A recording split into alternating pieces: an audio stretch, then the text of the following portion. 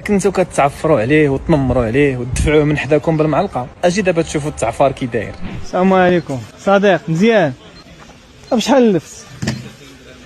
30 درهم. كمل قرايته ولا شنو؟ واخا يكون مسقي بماء زمزم وخيزو 10 دراهم. كاين لفت والو 600 ريال. غنبدل هاد السبيقه ونمشي نشوف قنت اخر نشوف واش بصح نفس الثمن. السلام عليكم، شحال داير اللفت؟ 22 درهم. شحال داير؟ 22. السلام عليكم، شحال لفت؟ 460. 460 صاحبي. 500 ريال. 25 درهم.